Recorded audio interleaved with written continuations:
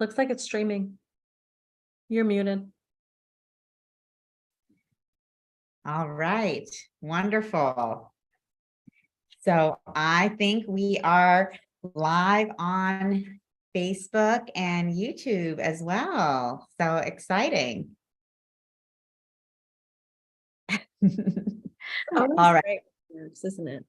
Exactly. So welcome everyone. I am super excited to be here with Lisa McCardle to celebrate the launch of her amazing book, Palace of Light. Welcome, Lisa. Thank you so much. Thank you for having me. It's my Of great honor to be here this day. Of course.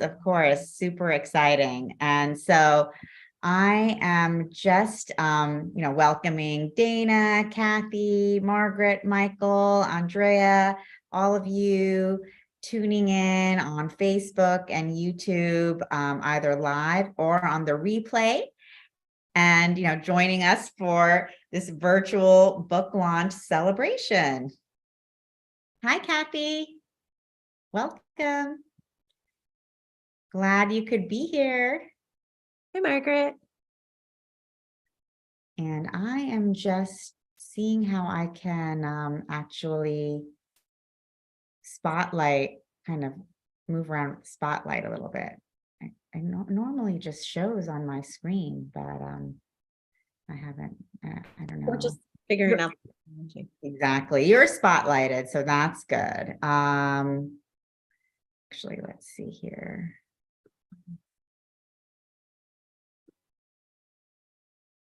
We have gallery and we have speaker.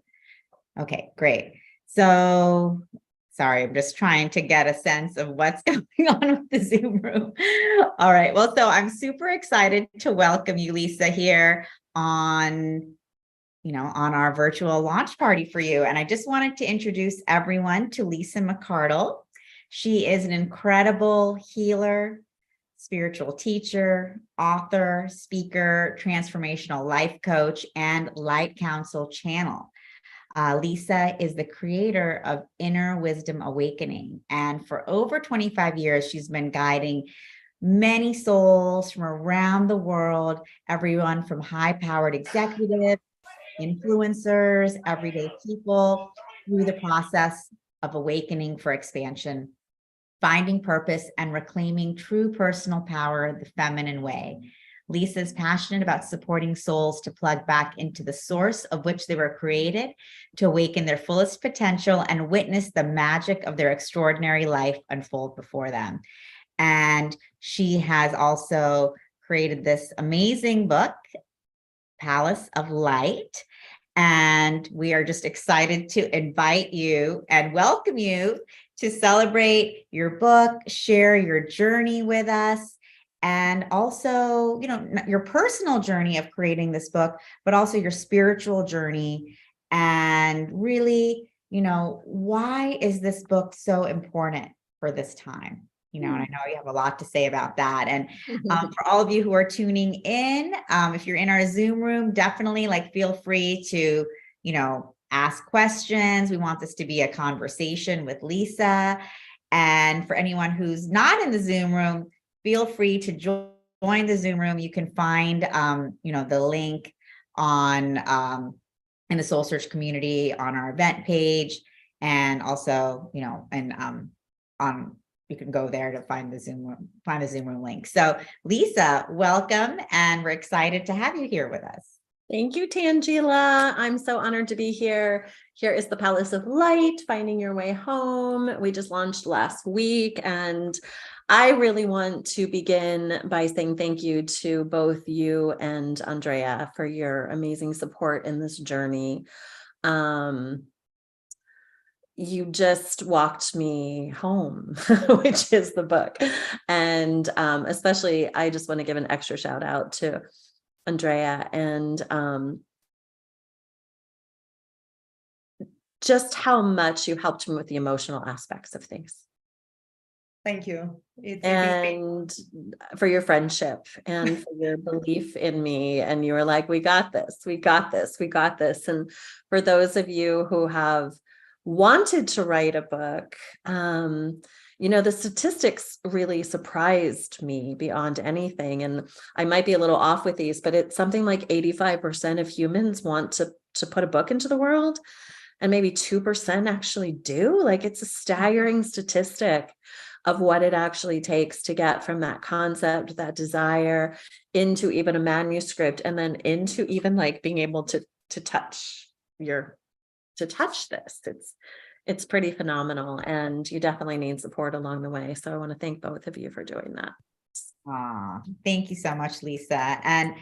And actually, I didn't introduce SoulSearch and what we do. But SoulSearch, we are an online platform for spirituality and consciousness. And our whole mission is to bring forth healing and transformation out into the world. And we do that by really highlighting and working with incredible healers and teachers like Lisa McCardle, and really supporting you in bringing out your work, your message out to the world, so the people who most need you and resonate with you can find you and connect with you, and really know that they have a teacher, a friend, and a support system on this journey, and that none of us are alone. So that's what SoulSearch is really about. And part of what we do is supporting our healers. And we do that in many ways, including working with them to bring forth their books.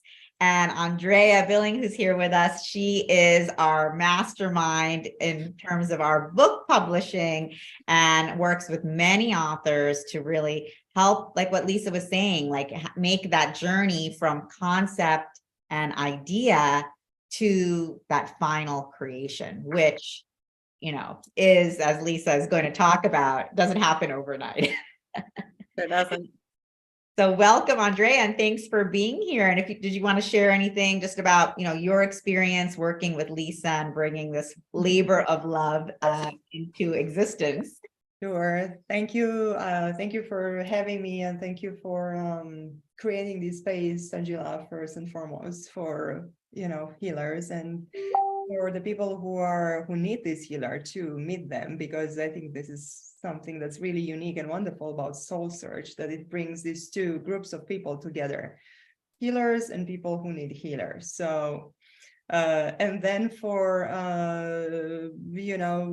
coming up with all these great ideas on how we can help more, and SoulSearch publishing is just one part of this whole thing, which is SoulSearch. So I'm really excited to be part of this project and to help more people to bring their books into the world, because I think we all know that we are aware of the power of the words, and how the words can make the world a better place and can bring more love and awareness into people's consciousnesses. So it's not so much a thing of, okay, I want to be a #1 bestseller author, which Lisa is, by the way, with her book on Amazon now. So she has that. But it's about bringing a contribution, and it's about offering your gifts to the world, the gift that people need. So that's what we are here to do, just to support this process and make the world a better and a kinder and a more loving space and a more aware space by helping you to bring these books into the world. And tonight is Lisa's night, so I won't ramble about this more. I just want to thank you, Lisa, for simply existing on the planet at this time, for being such a selfless, loving human being, goddess, for allowing this gift of writing to flow through you so beautifully. Because although this is her first book, I've read many books in my life and I've worked with many authors, but her book is a jewel. It's a precious jewel. It's so beautifully written, and those of you who already got the book already know. Those of you who haven't, just get it, because it's not so much the wisdom and the guidance that's in the book, it's Lisa's heart, totally raw and open, and the way she conveys the information, the storytelling, everything in that book is really rare and unique. So to me, it's been a privilege to be part of this journey and see her blossom as an author. And I know this is just a beginning, a very auspicious beginning, but it's just a beginning. So there is so much more to come, and I'm so excited and I'm so thrilled, and I look forward to seeing you grow and being there for you, and yeah, Thank you. that's it. That's all I have. Thank you. Thank you for touching my heart and for seeing me. It means everything to me. Thank you. Thank you, Andrea. And thank you, Lisa, exactly, for just existing, being who you are and sharing yourself so fully. So, we're just so excited for you and proud of you and here to celebrate you as you bring all of this forth. And, we'd love to hear a little bit more about, what this book is about, what it means for you, and what it means for all of us during this time. Awesome.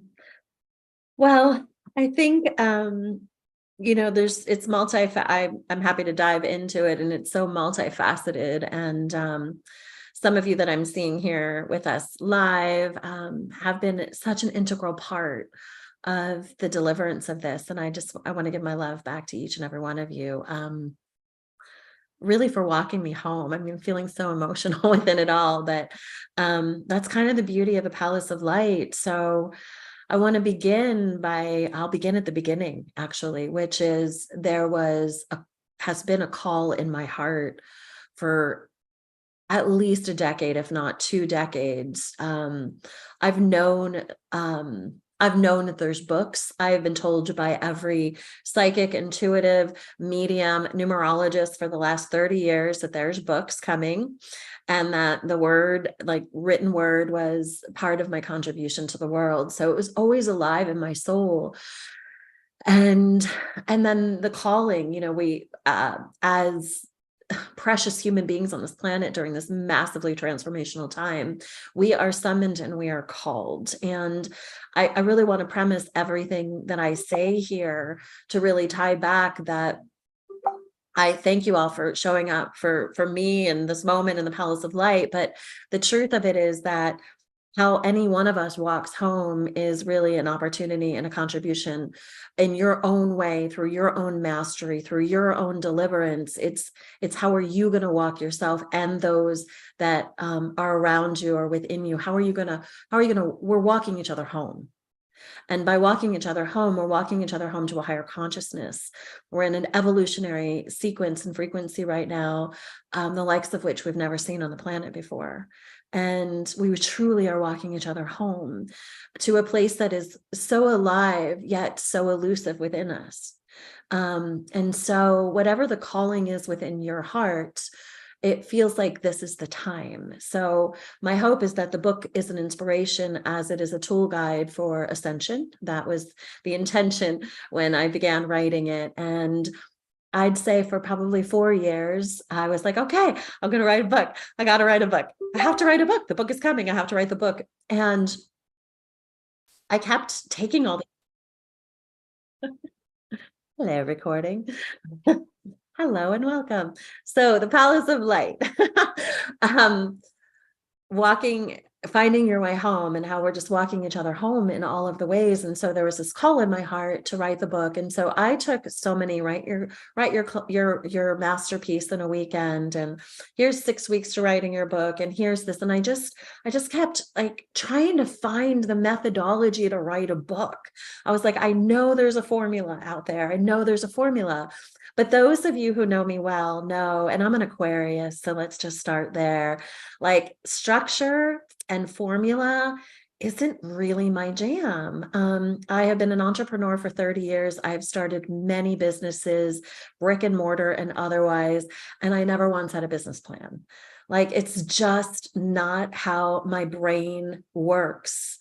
And so I kept trying to find this methodology for writing, and I kept trying to get the formulas, but again, it's just not how my brain works. And I have this really beautiful client that lives in London, And she's probably one of my greatest cheerleaders and greatest fans, I would say. We've worked together for a long time, and she's just so values the messages that come through me from spirit. And I have to say that that is truly the conduit, is that messages come from spirit through me. The wizardry of my words, I wish I could take credit for. The only piece of it that I really accredit to myself is that I'm willing to be an open vessel for the deliverance of them. So you'll feel it as we move through the transmissions, that it really truly have made myself a catalyst for spirit. And so I had to get the head out of the way of how do I capture these words from this formulaic sort of way when I just truly am a conduit for spirit. And this beautiful soul in London, as everyone said, just write. And so finally it just clicked, and I just wrote, and I didn't write in any kind of formula. I didn't, all the classes I had taken where they were like, it's so simple. You just make your structure, and you find basically your chapters and your subchapters, and then you write in those. And that was never going to work for me.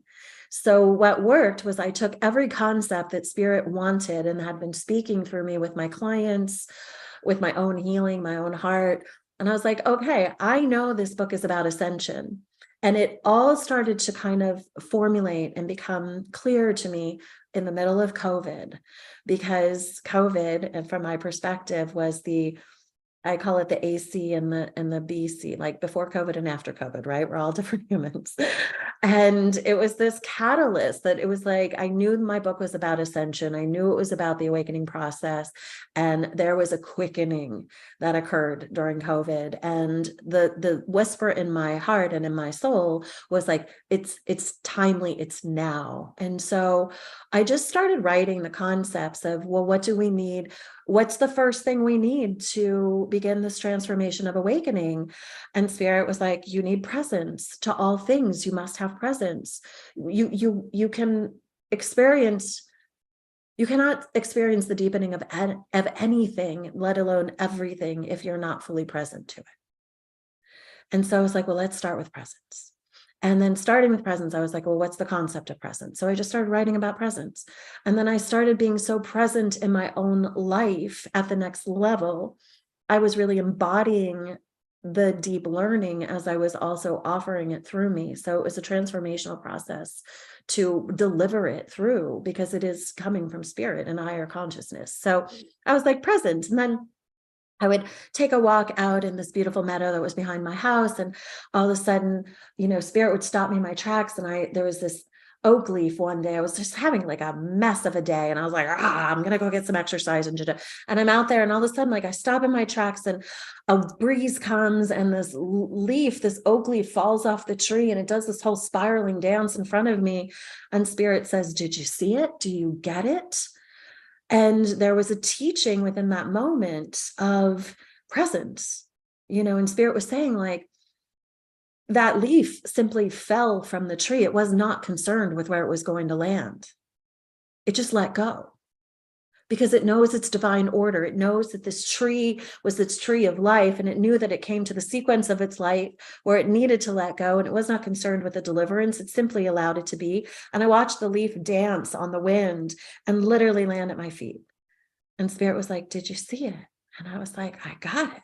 And then I went home and wrote about it. So like, this book is literally an experience and an expression of presence. And then it just started unfolding. And it wasn't all written in any kind of order. It was a mesh of a tapestry, is the best way I can describe it, of concepts and feelings and stories and whatever wanted to come through.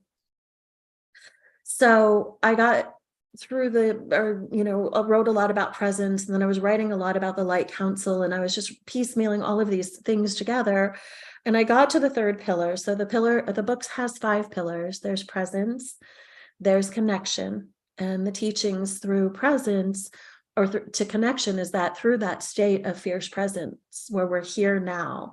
When we're in the future, we're in anxiety. When we're in the past, we're in depression. And the gift truly is this moment, this breath. It is the only thing that has any weight in the experience of being a human. And in that present and in that moment, everything is actually mostly 99% of the time, just fine. So from that, then we have this opportunity to develop a much more expanded opportunity for connection. So we can connect to ourself, we can connect to our higher self, and we get to be able to hear all of these whispers that the universe is gifting us all the time, like a leaf falling from a tree, right? It changed my life. And maybe it'll change yours. You know, that's the hope. So I'm in this, have all these pieces everywhere. And I'm like, don't worry about how they come together. Just keep writing, keep writing. And I got into this really beautiful flow, and it felt it felt amazing. And then I got to the third pillar that was starting to come through, and I was like, okay, you're present, you start to connect, everything becomes heightened, you feel more of the communion with spirit, the messages are coming through. And then for ascension, we really have to start to let go of everything that isn't going to rise up with me. There's a chapter in the book called Rise or Release. And so what we begin to learn is that everything we created in third dimensionality and the density that we are literally in the process of rising out of destroying and uncreating, so that we can get into a higher dimensionality, into a higher frequency that is about communion and connection and community and unity, that we actually have to deconstruct all the mechanisms of third dimensionality to be in the ascension and in the rise. And so I start writing about deconstruction, and literally the linchpin of my life starts to pull, like the major thread of my life starts pulling out. And of course, with all dark night soul activity, massive transformation, it doesn't come all at once. It's like there's a catalyst, and the catalyst in this case was that my beautiful home that I had literally dreamed into fruition. Like, I am talking like every box was checked. You know, when you're like dreaming a home into fruition, a palace of light, when you're like, and I wanted to have a sink here and a sink there and a window there and a light there, and I want it here and I want a tree there, and I want, like, if you're really dreaming it, this dream was in full fruition of everything I had wanted. And it was I had to expand greatly energetically to even say yes to the house. And in saying yes to the house, my life expanded exponentially, and my relationship and everything just was in a massive bloom until the string of it pulled and it was being sold. And we didn't own it. And I tried to buy it, and it just wasn't happening. And so it was like that thread at the core of the sweater that when you start pulling it, it all begins to fray. So the house was selling. I was in the middle of reconstructing my online business because I had gotten so busy during COVID, and so much that I knew it wasn't sustainable to do this one-on-one model. I was turning into group programs and doing all these things. So I was in this massive pivot of my business. Our son, who I had raised since he was 5, was getting ready to go off to college. And all of a sudden, I'm looking at my 15-year relationship, and I know in my heart and my soul that it's also coming to its closing because it wasn't rising. And so I knew it needed to be released. So I'm looking at all of these, and we had this beautiful, beautiful, charmed, beautiful life. And I was like, okay, all of a sudden everything's turning. And I had an astrology reading a couple of like 6 to 9 months before, and she's like, nothing in your world looks the same, Lisa, in a year. And I was like, yay, my business is going to blow up. I'll have the book done. I'm going to lose the extra 20 pounds, everything, you know, like I was like, wow. And it was in dark, deep contrast to that kind of utopic world that I had envisioned. And so I started my partner, and I started sitting with my partner and just saying, like, this is all changing. And I'd say one of the biggest lessons in the deconstruction of my life, and especially in our conscious uncoupling, it was so beautiful how we did it, was that I just kept sitting in this, like, I know something needs to change, and I don't know what the answer is. And it was like such this deep-seated lesson of being in presence, being in deep connection with myself and with spirit, and being really brutally honest that I know something has to change and I don't know what the answer is. And to be willing to have these conversations of like, well, this is what I know and the rest I don't know. And weeks of like, this is what I know and the rest I don't know, until the day came when he looked at me and he said, well, this is what I know. I know that you're moving on and that we need to find a way to support each other, but separately instead of together. And it was so beautiful. And there was so much love in this relationship that we could actually know that it was time for us to amicably, I can't say the word right now, to in an amicable way find our paths, kind of going like this. That was so much love.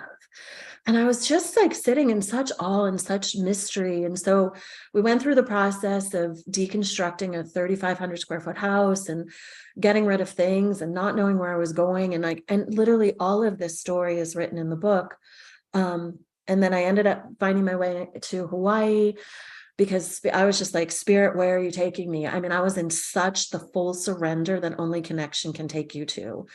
And I just was like, where am I going? And my dear friend Margaret picked me up at the airport and spent a few months with me, walking through this journey of like, I don't know. What do I know? I don't know.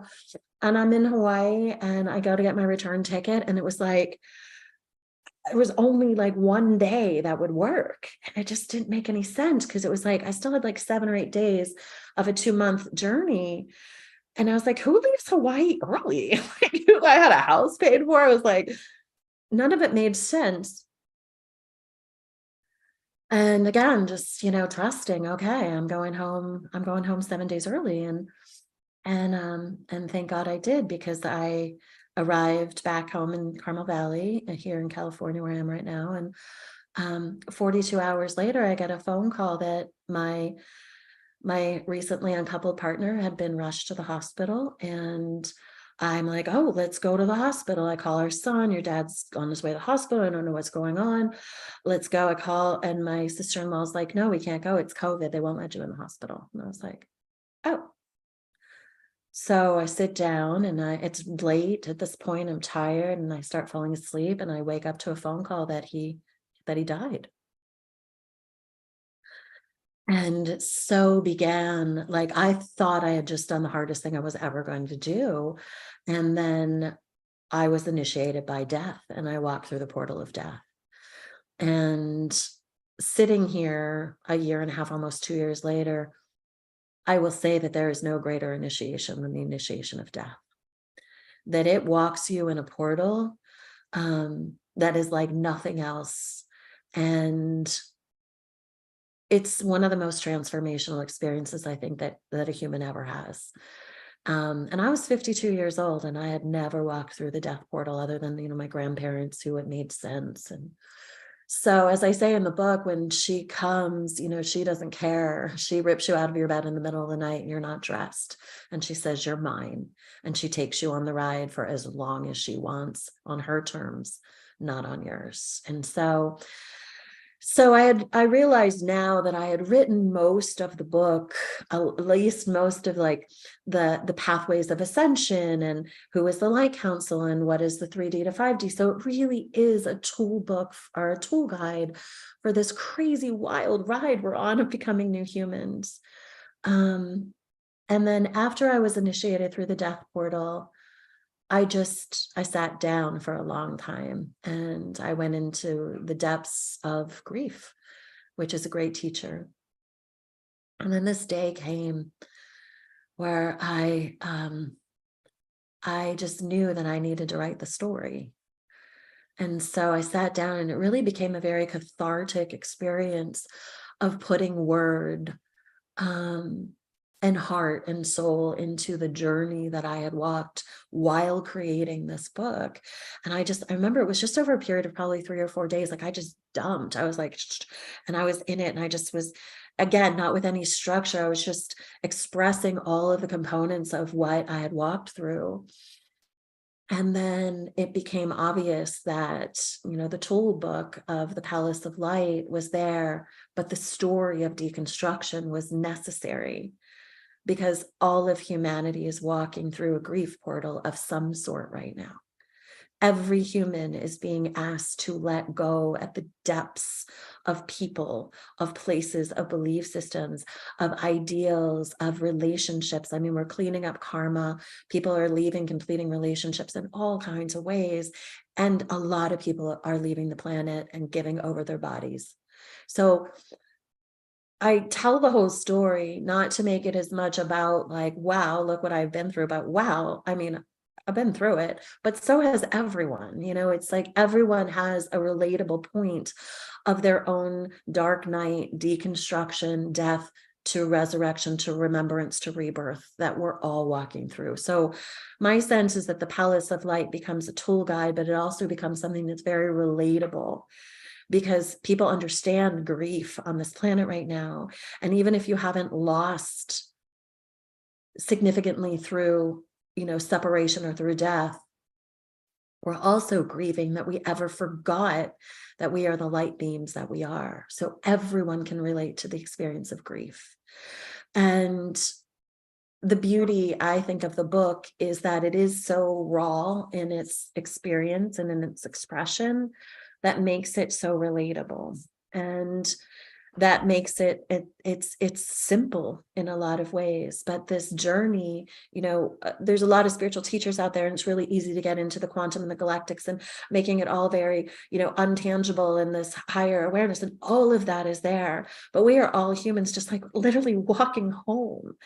And my desire for the book is that it is relatable, that through my stories, you can see yourself within it, and that the tools that are within it actually gives the tool belt or the step up for us all really to get through and to the other side, and knowing that none of us are doing this alone. And so that's pretty much the journey. I really want to say the Palace of Light, I haven't really talked about how the name came about. It's kind of a cool story. I have this really good friend who lives she lives on Oahu, and she and I lived in Big Sur many years ago, the same time. And I channel a group of beings called the Light Council that is the galactic crew, and she's in the process of writing the galactic history of the Earth right now, and it's all channeled. So we have our friends that we channel, and sometimes like we'll just get a hit where I'm like, I think I got a message for you, and she's like, I think I got something for you, and we'll just, you know, it's nice to have friends in faraway places connected to divinity. And one day she was like, I just feel like I have to get a message for you, and it was actually during the time when the home was unraveling, and I didn't know where I was going. And it was during that time, and I was really hungry for support. And so she went in and did like a tarot reading and a channeling, and she came back with the messages, and she said, for those of you that understand like star seeds, and I connect very much with the Pleiadians, and she said she went into her Pleiadian, she said the Pleiadians came forth, and they told her that that I could choose, but I didn't need to incarnate back onto this planet again unless I chose. But they told her that my Palace of Light was waiting for me there. And when she said it, like, your Palace of Light is waiting for you here in the Seven Sisters, basically.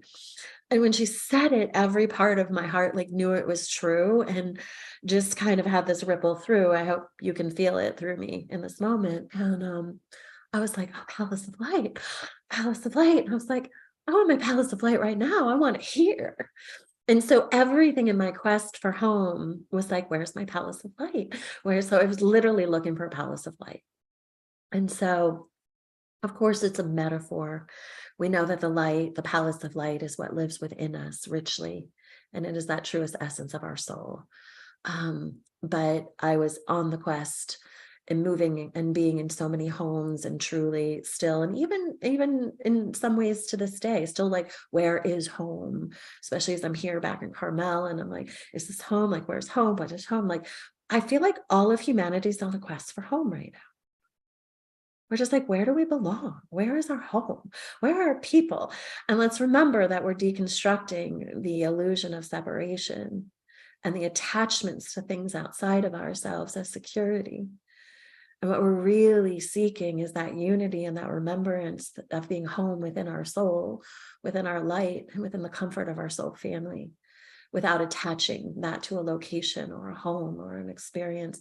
And it's not easy because we're so programmed to find comfort in those things. And, I remember, and being home here back is giving me even more of an opportunity to, like, for so many years, I never thought anything was going to change. Like, I was super happy in my beautiful utopic little world that we lived in. But I knew in my soul that there was more. And I was brave enough to let go to see what the more was. And as we all are, we're all being asked to let go to see and know what that more is. So I feel like all of humanity is really seeking the palace of light. And we're all remembering that it isn't something that exists outside of ourselves, but that it is alive within us. And we're really, truly all walking each other home. So that's it.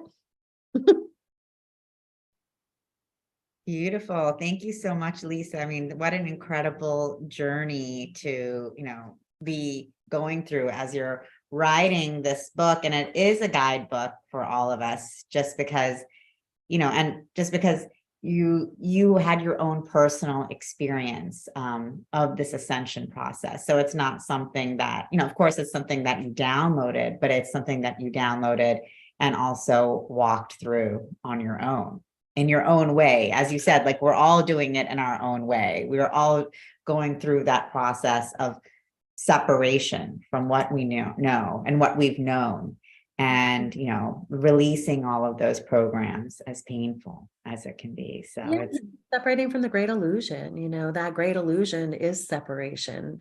Like, don't believe the lies.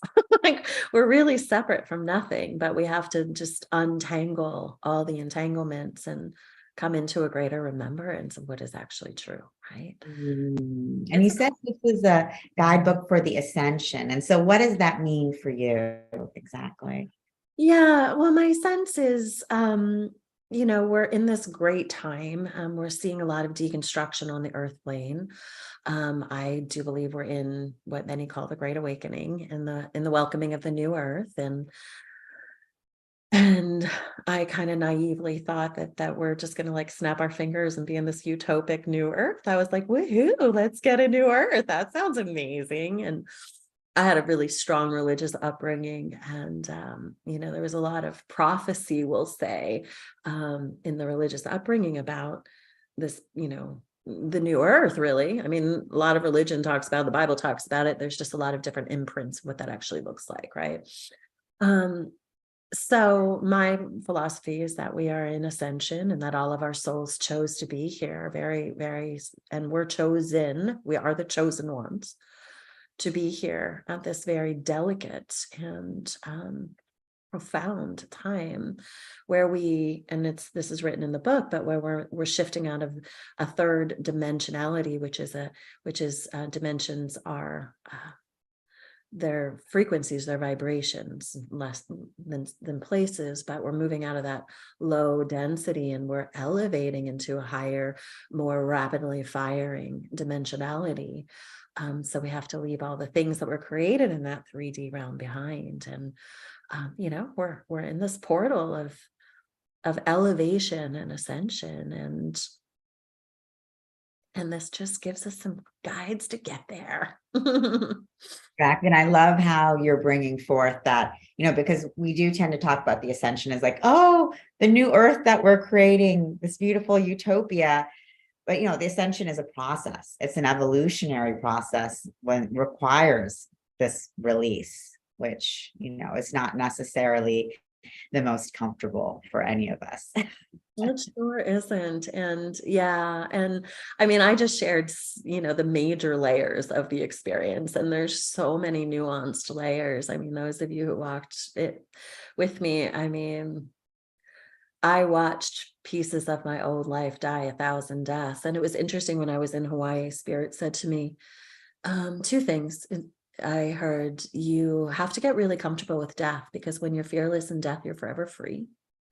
And I was like, okay, that makes sense. And I was thinking it was like relating to COVID, because, there was so much fear happening at the time, and COVID was still really active. And I was like, okay, well, that makes sense, and then the other thing they said was, you'll die 1,000 deaths to be reborn 1,001 times.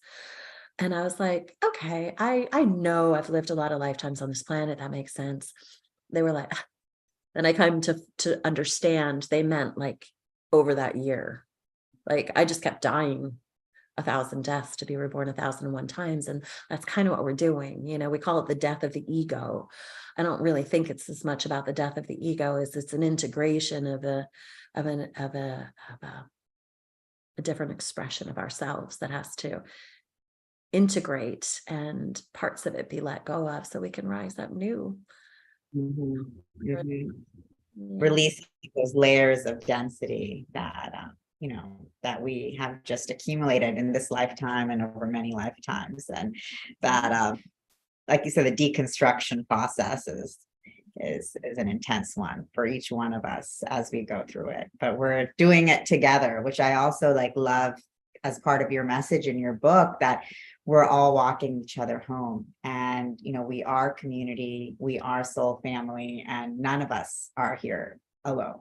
And I think that's also such an important message during this time, because so many people feel alone in this I think process. that's one of the biggest things. And that's one of my greatest desires of the book, is to be like, wow, we really are being asked at a core level to hand it all over. And if even one person begins to understand that they're not doing it alone, then it has served its purpose, right? Like, oh, okay, wait, it's a collective agreement, and it's playing out in our own personal ways and karmas. We're clearing karma. This is a lifetime of completing karma. So we're doing a lot of the karma dance and getting all the things out of the way, but we're all doing it. It's just in our own way. And there's just, I don't know, I just hope that there's some peace that shows up in the souls, that says, okay, there's light on the other side of this darkness, and we're going to get there. Exactly. And that it is a journey to the light. And so one of the other things you talk about is the councils of light, the galactic council that you channel. Do you want to chat a little bit more about that, and also maybe bring through a message for us from them? Oh, sure. Yeah, information started. First, I want to premise this by saying, oh, hello, it's me again. Me again.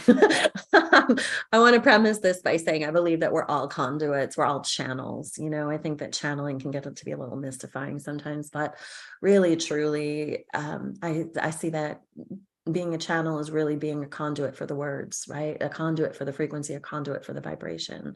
And every single human on the planet is a conduit for these things. And when it first began for me, I was a very young, like 26, 7-year-old yoga teacher. And I would get my the people in Shavasana, and all of a sudden and I'd be in this altered state, and everyone would be receiving their silence and letting the truth of the asanas incorporate in, and all of a sudden these words would come through, and I'd be like, that was so good. Like, what is that?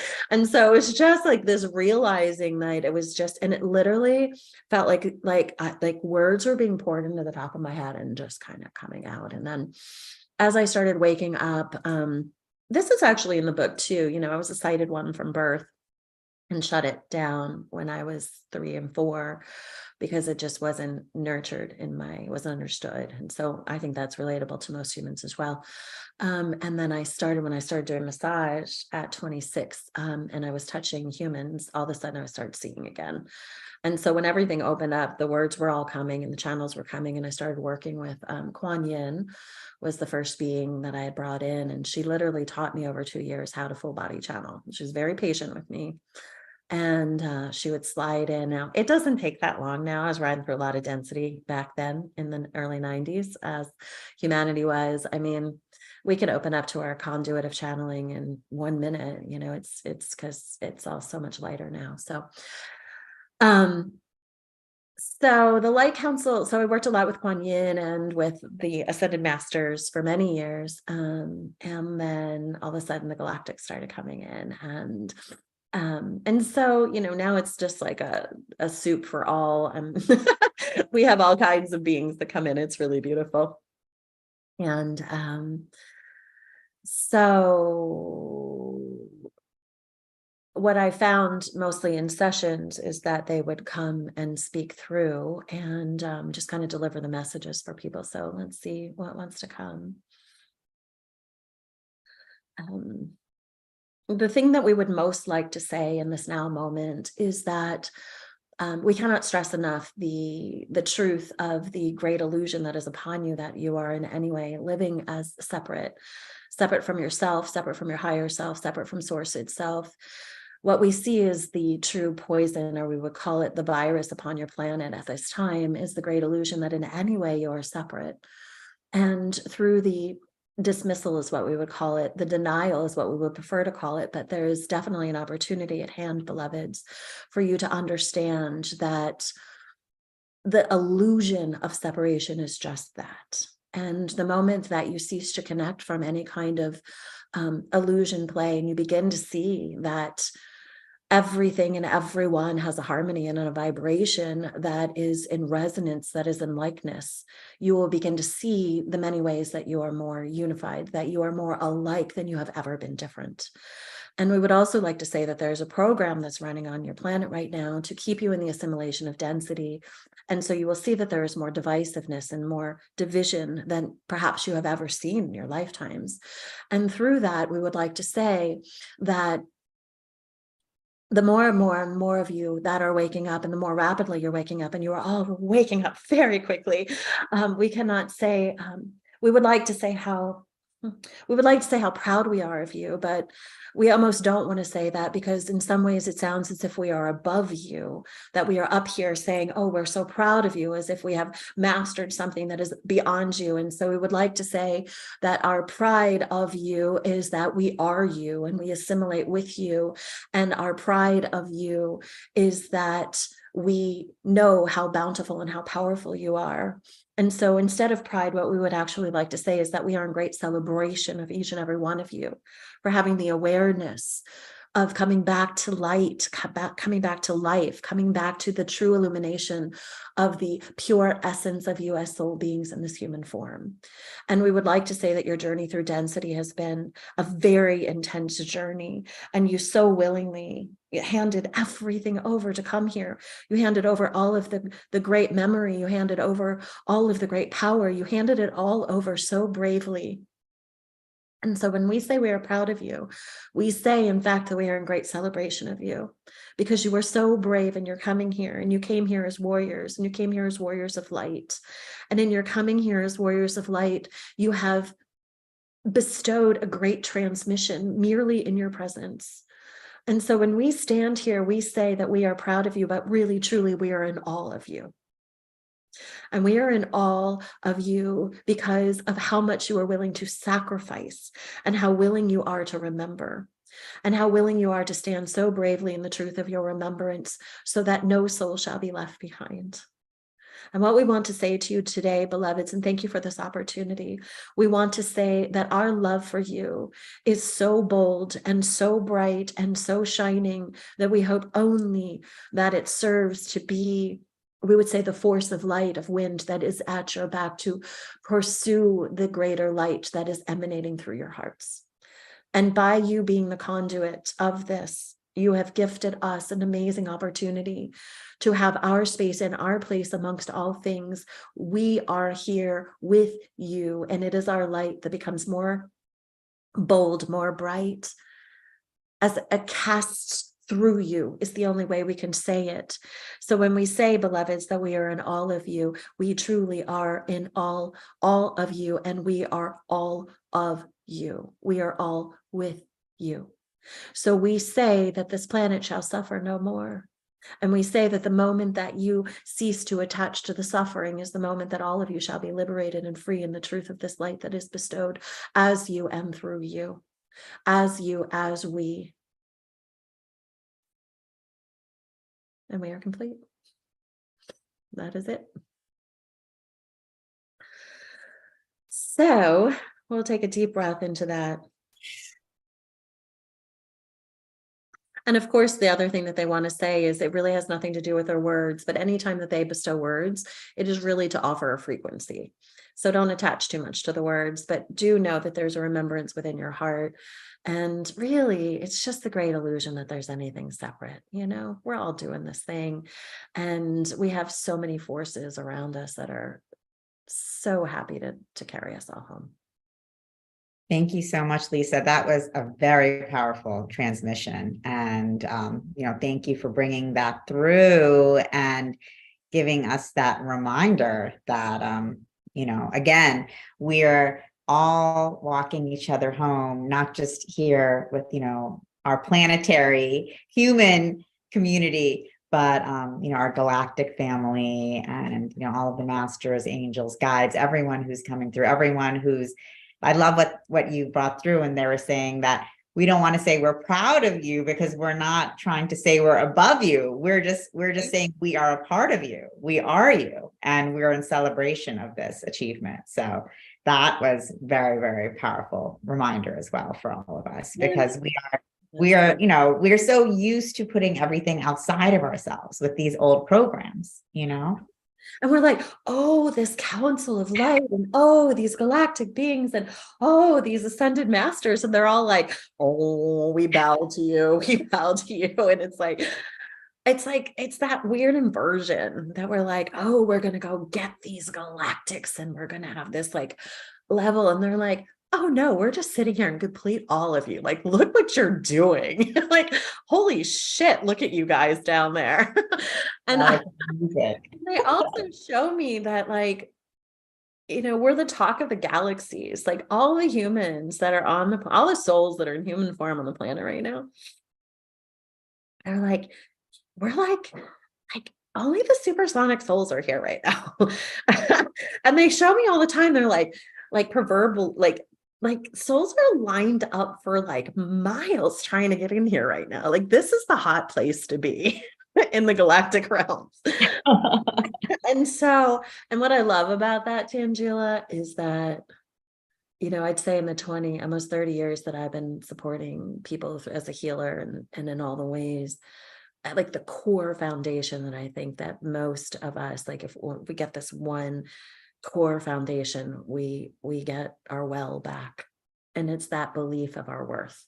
Yeah. And knowing that and so what has come through it is one of my favorite lines from them over the years. They say, you're worthy because you exist. And if you want proof of it, you're a human being on the planet. Yeah. Nothing else has to be said. So we want to find all these like reasons why we're worthy, and and it's like, well, you're here. Look at you. Like, you don't need anything else. You're amazing. You're a human being. Hello. So, Exactly. Powerful, powerful communication. And Dana is actually asking, I'm really wanting to open up my interdimensional communication with advanced star beings and higher consciousness, and also to make this more conscious. Does the Council of Light, or do you have any advice for how I can do this? Which is a great question, Dana, because again, we have the tendency to look at someone like Lisa and say, oh my God, how incredible is that? She's able to channel and communicate with these multidimensional realms. I'll never be able to do that. And actually, we can all do it. So this is part of our ascension process and really remembering who we are. So Lisa, I'd love to hear what you have to say about that.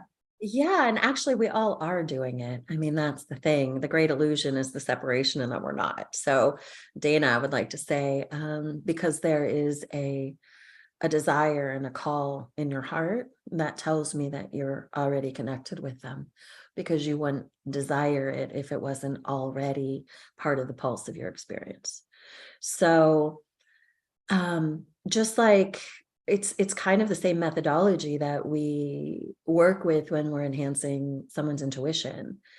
It's really about trusting. And when I first, the word started spilling in as a young person, but when I really started optimizing channeling, I started with writing, and I wrote every day. I mean, I have this huge book of hand, and it always had to be by hand for me. And there was something in the motion of my hand and the writing of the words that it would just spill forth. And so it was the delivery system that worked for me. So I say start there, because it kind of helps get out of the, I compare it to intuition, because we're all intuitive beings. Every human being on the planet is a highly intuitive experience, but most of us don't trust it. And most of us want proof that what we're seeing is real, or what we're hearing is real, or what we're intuiting is real. And when the whispers come or the messages come, you have to trust them. And there's a deepening, and there's a deepening, and there's a deepening is what they want to say. It's like, if you begin to trust the presence because you heard the call within your heart, that means that you're already attached to them. You're already aligned with them. And if you give them space to commune with you in a higher manner, this is what they're saying, give us the space to commune with you in a higher manner, and we will very rapidly unfold the kind of the flower petals to bring you to the, to the piston and the stamen that's in the center. We'll bring you to the center of the flower, and that's where we'll meet you there. So ask, give space, try writing so that you can get out of your kind of head and just see what comes through. And mostly trust. It's with the invitation that they will begin to make themselves very present to you. But then you have to get out of the way to be in the receiving of it. And so getting out of the way looks like, perhaps doing some writing and just seeing what comes through. Ask a question and free write an answer. And so that's probably the quickest way to get into communion.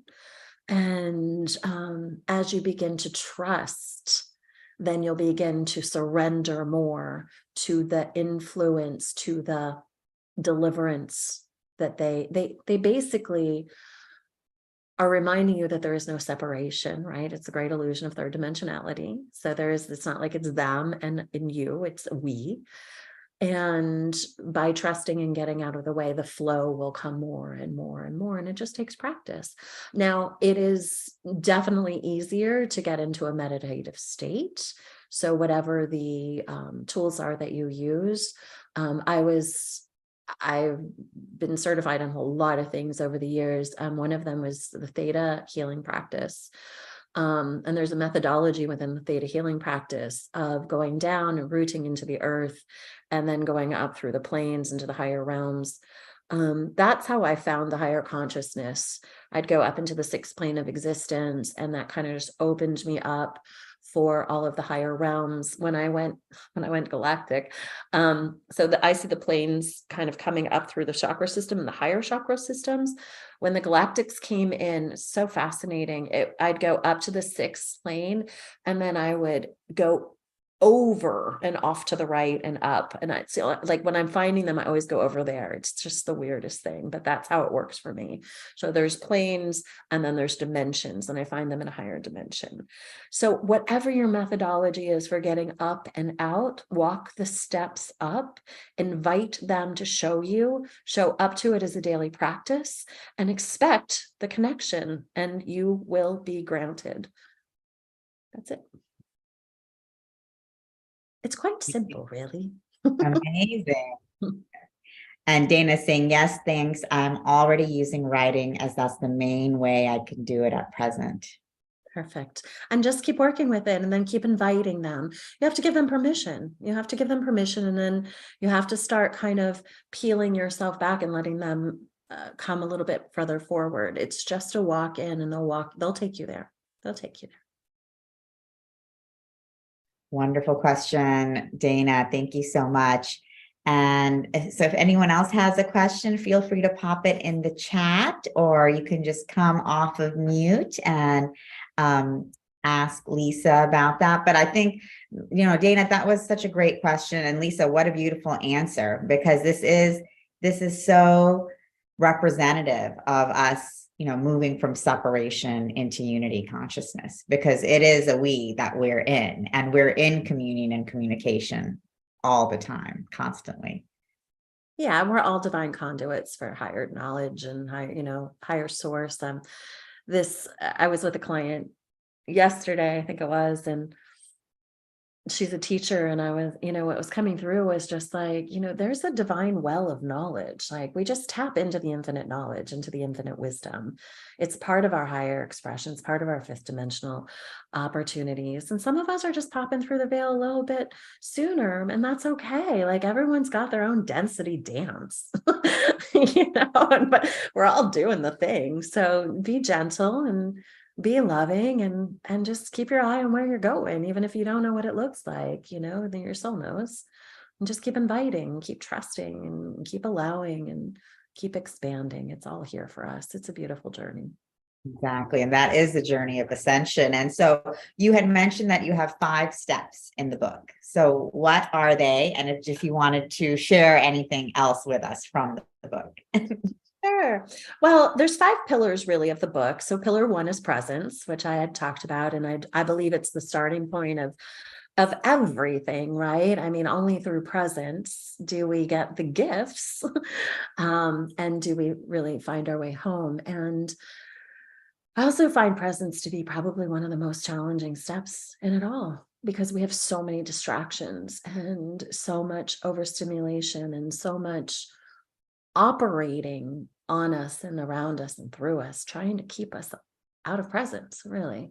So it's our innate state, and we get to remember how to be there. So coming back to presence, coming back to this now moment, coming back. One of the tools that I share in the book to get there is sometimes I'll literally tap on my thymus gland.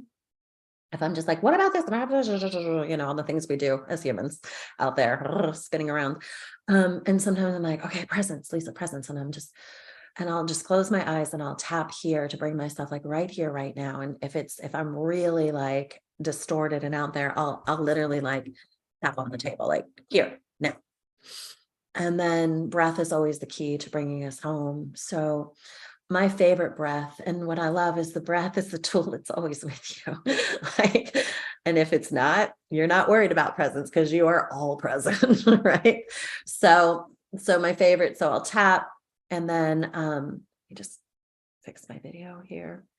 And you take a regular breath in, and then a really, really exaggerated exhalation through pursed lips, and it becomes that like the slowest exhale you can possibly muster. And doing that 3 times, and it's a biohack, and it's a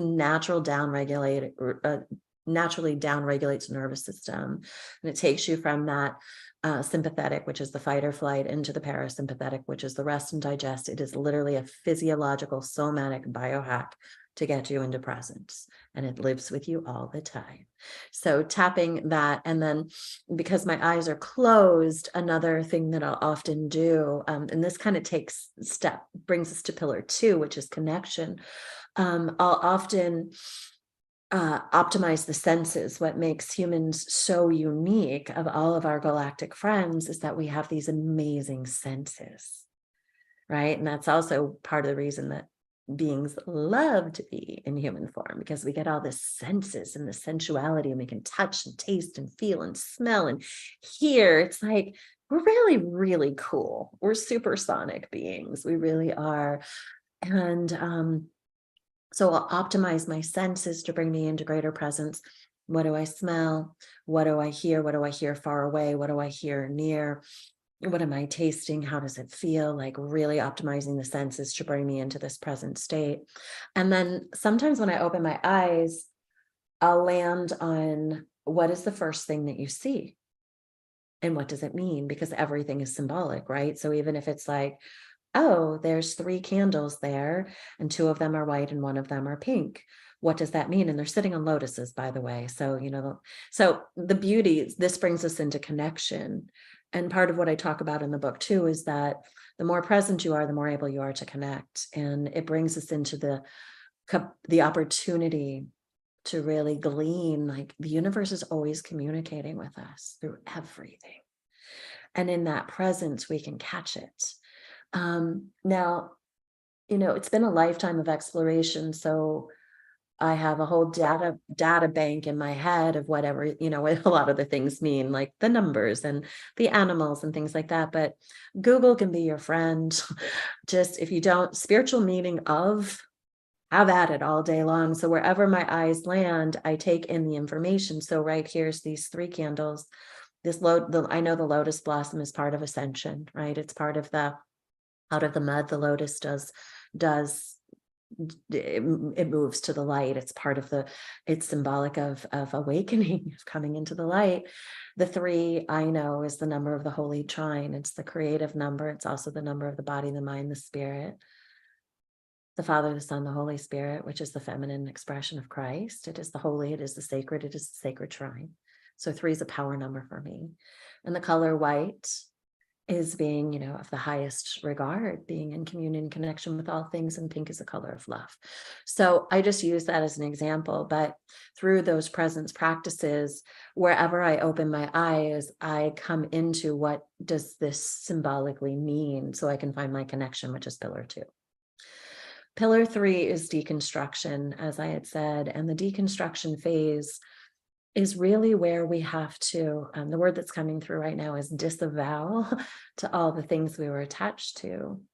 And sometimes that's like physically deconstructing our relationships, the job that you have not loved for 30 years, yet you believe you have to, whatever it is, there is a letting go, which of course requires significant amount of trust and a lot of surrender. And the deconstruction phase is the letting go.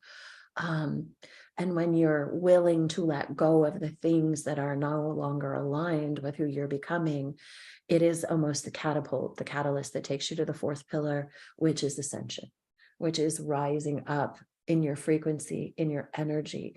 It's the rise, it's the lifting up into 4th, 5th, and beyond dimensionality, because we have access to 9, 10, 11, 12 at this point. When I started writing the book, it was like 5D. And then it was like, oh, wait, that is so outdated. Even in the 2 years, I was like, we are so beyond that right now. So you get it, stair steps.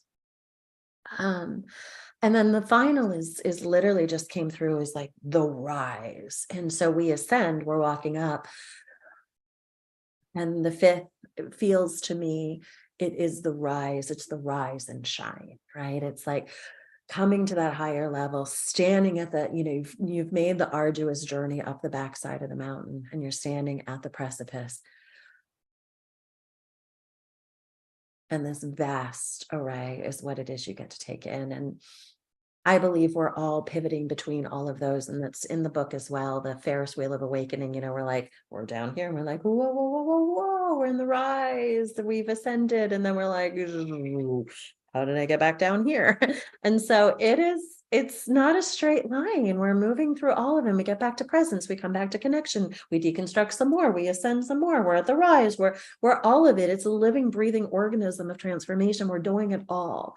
But I see that as we go through all of them, each time we're actually positioning on a different, on a step up, right? And we're like, okay, now I'm up here, this next thing, and your dips are going to be a little less down to the old, like that's done. And now you're vibrating up here into the next rise up and the next. And so we're just in this Ferris wheel of ascension, of moving upward. And, there's all kinds of tools in there, and that are very practical, between breath and meditation and connection and communion and earthing and grounding, and so many things that are very familiar to most of us, but sometimes they just need to be we need to be reminded.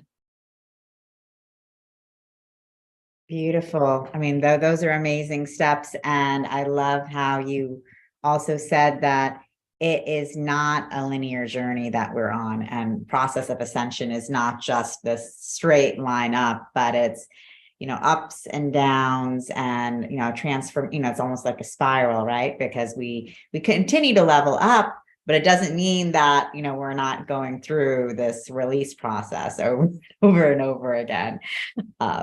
Well, and it accelerates, like we're constantly letting go, but we're not like, we don't have to dark night soul it for eternity. Like we're just like, oh, let me let go of that. Okay, that's done. Whew, I don't need to, and the opportunities are endless. I mean, I've had a lot of communication stuff come up in the last few days, especially coming home and friendships and things. And I'm just like, oh, here's another opportunity to deepen the well and to come into a higher level of consciousness. And I consider everything that we experience like that to be a great teaching, a great teacher. And I welcome it all. Like, we're here for it all.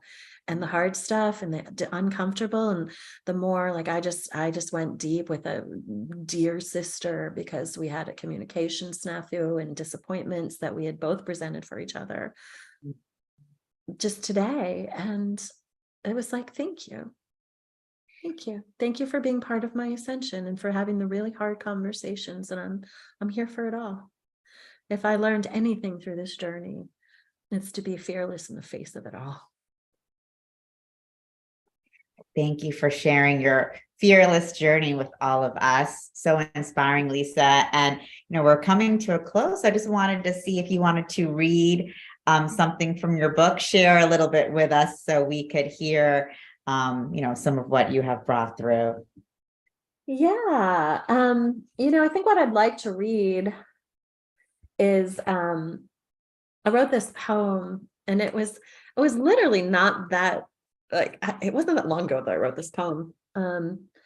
And it was like, as we were doing some of the final pieces of the book, I was like, I think this needs to go in there. And Andrea agreed. And so, it's called, it kind of sums up the whole journey that I walked through too. So it's called The Red Phoenix.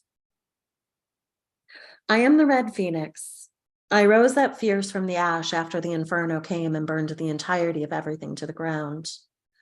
I tried to stop it with my bare hands, holding the essence of the Divine Mother deep within my womb, but even she backed up so that death could walk in. I tried to save the pieces and tucked away boxes high above the roofline. I tried to save the children that hid curled up behind the doors.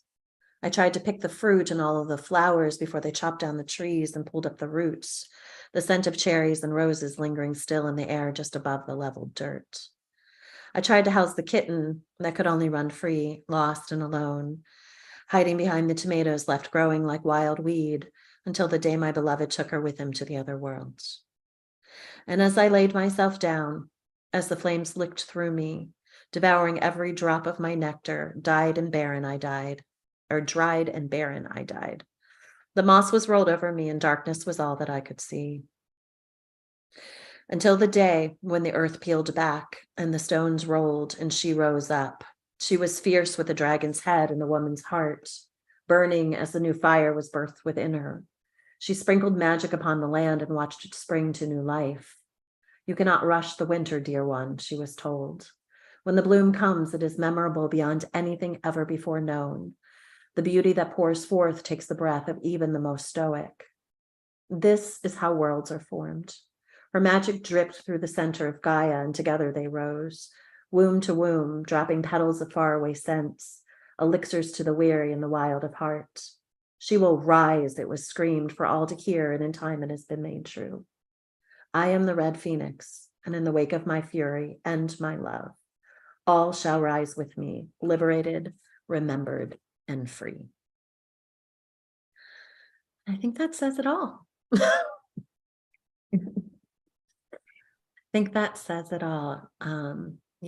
That was the journey. It was really a journey through death and rebirth and resurrection and remembrance. And when the spring comes, it is more bountiful, more beautiful than anything you could have experienced if you had not first gone through the winter.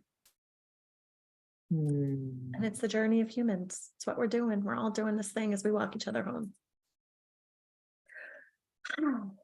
Yes, thank you so much, Lisa. You are the Red Phoenix, and each one of us is the Red Phoenix in our own way, in our own life, and all of humanity is going through this death and rebirth process, whether we know it or not. So thank you for, creating this incredible guidebook for all of us that's, based on not just, messages and channeling, but your own, personal experience that's so raw and so real. Thanks for being so brave and sharing all of this, because not everyone is brave enough to just, share their stories in such a vulnerable and powerful way.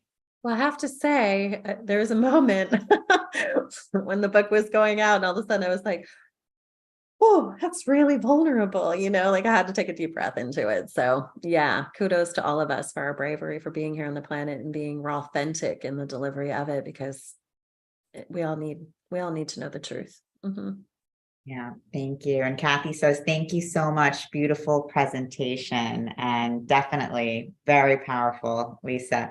And Andrea, I'm going to bring you back on here as well, just to, you have been a part of this journey with Lisa, bringing forth this powerful, raw, real spiritual transformation experience. How has that been for you, just being a part of this journey with Lisa? Well, Lisa has been an amazing person to work with. I mean, she's been really wonderful. She's been really receptive. So she made it really easy, because she had first of all, she had a great manuscript. And then she also had this vision for the cover. So by the way, the cover is also she played a big part in that. So she knew exactly what she wanted.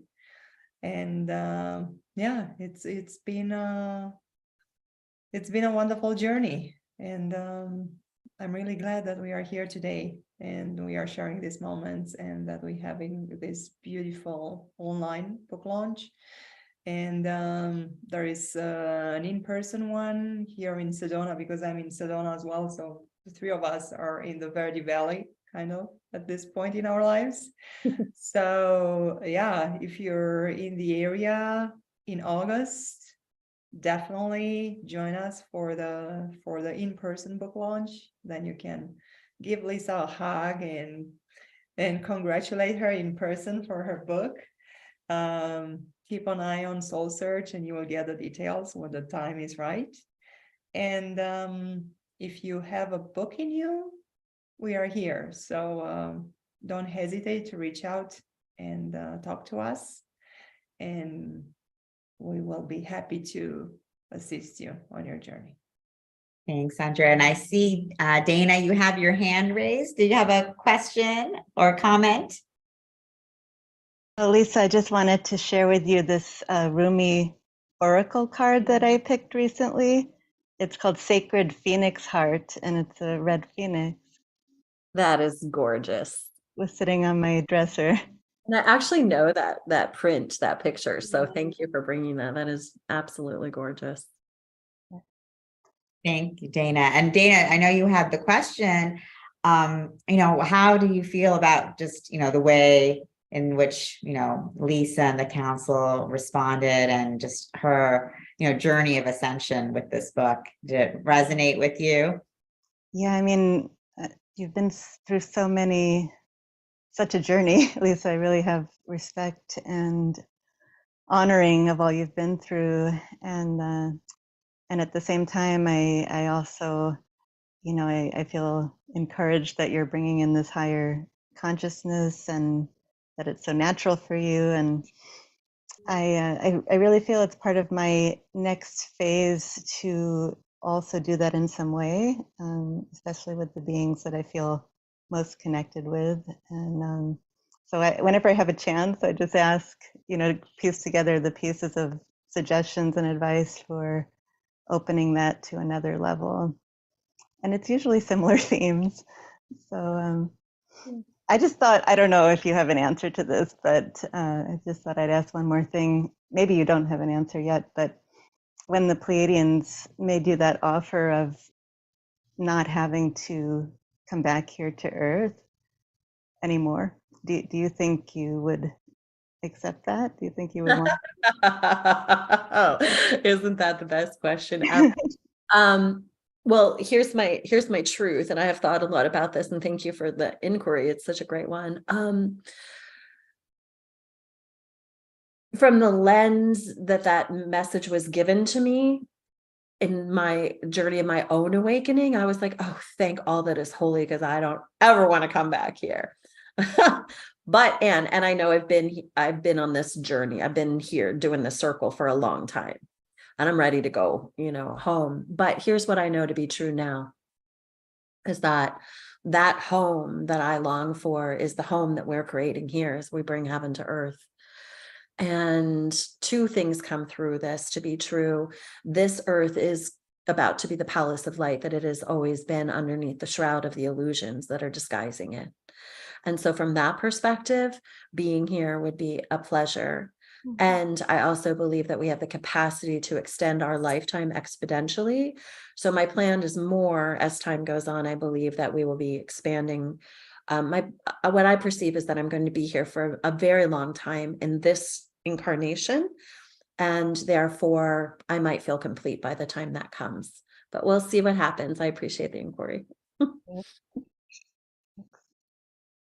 Wonderful. Thanks so much, Lisa. And I see that Mel, you have a question as well. So I will add you in here so we can hear your question for Lisa. Well, thank you. I just wanted to say to Lisa that I just wanted to tell you that I'm in awe of you, and I appreciate your service every day and everything that you choose consciously to give to each one of us and to help us come home, because I know how hard it is to do that and stay present every day. And I couldn't do it without people like you to guide that journey for me. So thank you. Thank you, my sister. I love you. I love you. Thank you. Thank you, Mel. And thank you for your appreciation. And just really, I want to, of course, reiterate that for all of us, Lisa. Thank you so much for all your work, your presence, your realness, your rawness, your authenticity, your beauty, for stepping into your goddesshood and just owning it. Thank you. Thank you. Oh, I received that fully. And what's coming through my heart in the receiving of that, thank you, Tangela. And it's, I'm sitting here looking at the three of us, Andrea and Tangela, and all of the beautiful women that have been here and those that are live streaming. And I mean, really, truly, we do that. We don't get there alone. We really do this together. That's true. And what you're all witnessing with our gratitude for each other, for our bravery of stepping up and speaking the words so that others can find the deliverance, that it truly is a calling. And you are witnessing that we truly don't get there alone. This is a locking of hearts, a locking of arms, and a great remembrance. We truly, truly walk each other home. So thank you for seeing me and for loving me, and for holding the power that you hold for so many people in this world, both of you, for bringing the words through, and for creating the platforms, and for giving us all these opportunities so that we can come together in unity. So, yeah. Blessed. Yay, we did it. We're doing all the magic. We did it. And I just want to say congratulations again. This is such a beautiful celebration. And thank you all for joining us on Zoom, online. This is, not the last thing we'll be doing with Lisa. We are going to continue the celebration, and all of you can pick up her book on Amazon, Palace of Light. And I think, Andrea and I are also planning on starting a book club in our Soul Search community, and most likely going to be doing a reading of Lisa's book together, which is going to be a lot of fun. And also, Andrea mentioned we have her upcoming live book launch in August as well in Sedona, for those of you who can be with us locally. So, we are just super excited about, bringing your message forth, Lisa, because I just think it's so important during this time. And also, I know you have many more books ahead of you. So Yeah, we're already started the second one. There's another one coming someday. yay. And then for all of you watching, I mean, what an amazing story, because we have, an author here, first-time author. And so each one of us, has a story within us as well. So, Lisa is a beautiful example that we all have stories that, we want to share, and the world wants us and needs us to share. And, here's a beautiful example of that. Yes, for each one of us, this is possible. And so at SoulSearch, we're really here to support all of you on this journey. And Andrea here has the amazing expertise to really help bring forth your story out into the world. Oh, thank you. Yeah. We are in this together, just like Lisa said. And the beauty of SoulSearch is that, and creating these things together is that, there are other people out there who can, they do book marketing and they do self-publishing, but they don't have this community that we have here. And this is the community of people who need your book, who want to hear what you have to say. So this is such a blessing that a project that was kind of birthed a year ago has grown so much in just 1 year. It's just amazing. So I can't wait to see where each one of us will be in 10 years from now. That will be interesting to see. I know it sounds like 10 years, but the way the time flies by now is just probably, it will go by like, blink of an eye. So yes, we are here for you. And thank you, Lisa, for trusting us with your baby and with your heart. We did it. Oh, and I know we keep saying there's one more thing and one more thing. We could be here until midnight, but we won't. Really? The one more thing, and I know that you know this, Andrea, and now I know it because I'm here, but got through book launch and did all the things, and this whole 2 years, and then the thing, and then there's a book and there's a thing, and I was like, oh, I'm so I just kind of let down, after you birth, it is a birth. And it was then, and no one was bringing me stews, no one was bringing food to my door post delivery. And I was just so tired. And I was like, I did it. And Spirit says to me, oh, this isn't the finish line. Mm-hmm. This is just the beginning line. You just getting started. And I was like, oh, okay. So just reminding that, we bring these big things and we birth.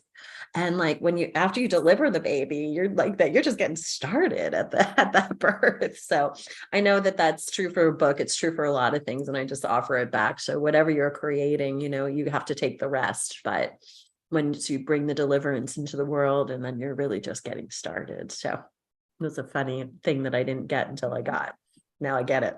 Exactly. This is just the beginning. So, there's so much more to come. And so we're really excited to be a part of this journey with you, and, community together, supporting one another, on our journey home, on our journey back to the Palace of Light, which we've never left. We're just remembering. Amen. Amen. So thank you again, Lisa. We love you so much. Thank you, Andrea.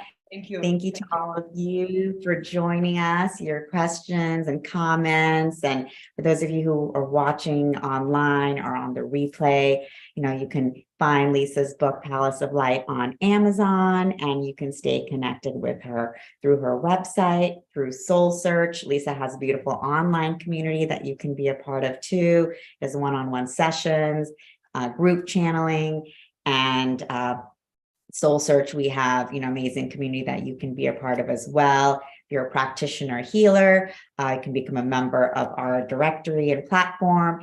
And if you are a seeker, community member, just join us, be a part of what we're bringing forth. We want to hear your stories, what you're looking for, what you need, and we have a lot more to come. So just so excited, so grateful for all of you. Thank you all for a beautiful evening, and we're looking forward to staying connected. Thank you.